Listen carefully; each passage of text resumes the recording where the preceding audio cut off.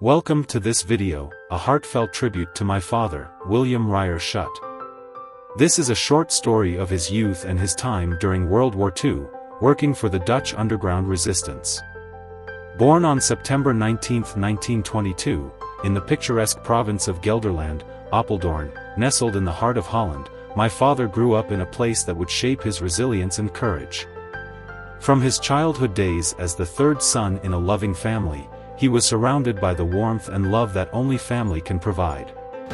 Despite the love and support of his family, my father faced unimaginable hardships during the war. The torture he endured left deep scars, but his bravery and determination never wavered. This is the family portrait, taken around 1940. My dad had no sisters, but he had 4 brothers. From left to right in the photo, you can see Jan, the youngest, Reinder, my dad, William, Hendrik, the oldest, and Johannes.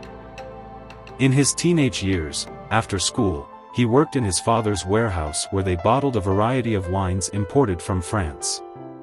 His job involved siphoning wine from 45-gallon barrels into wine bottles using a plastic hose. Needless to say, he got drunk more than once.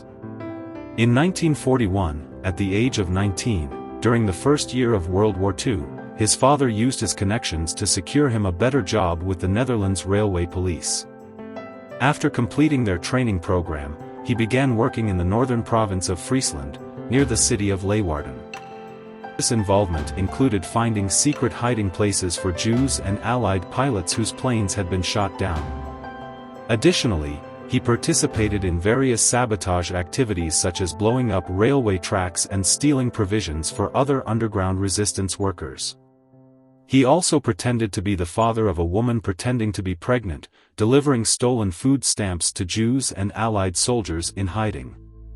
In January 1945, it was nighttime when the German soldiers pounded down the door to my grandfather's house, waving their machine guns and shouting for everyone to get out of the house.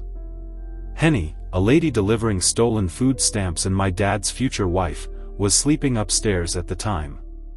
She grabbed her pillow, which actually was the food stamp bag, wrapped it around her waist to keep up the image that she was pregnant, and came downstairs with the others. Not knowing what was going on, still half asleep, they all were pushed outside, lined up, and questioned. "We're looking for the Schut men." The women were told to get back into the house and stay there. My dad and grandfather were taken away to the concentration camp in Apeldoorn, Camp Kazerne Willem III. It was assumed that another captured Dutch citizen was tortured to disclose the whereabouts of the Dutch underground resistance. The Germans had their ways of making people talk.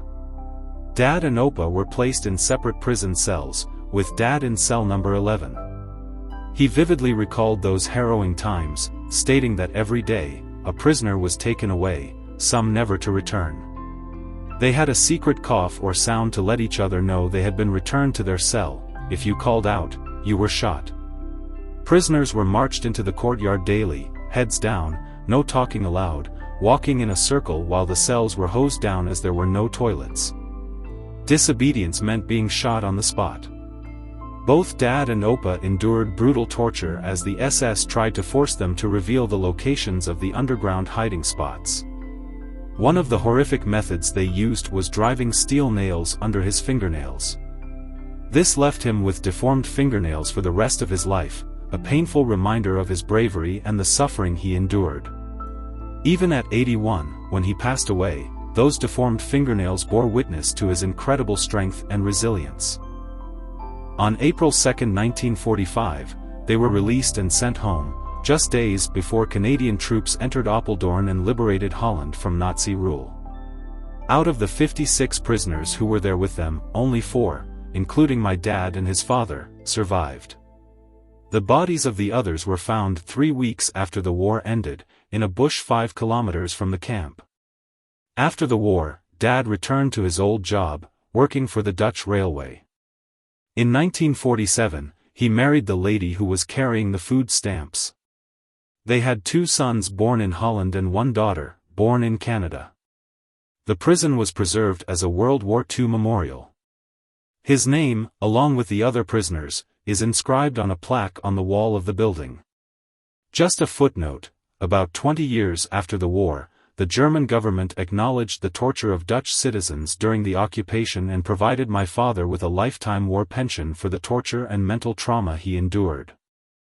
As we draw this tribute to a close, may we forever remember the extraordinary life of William Reyer Schut.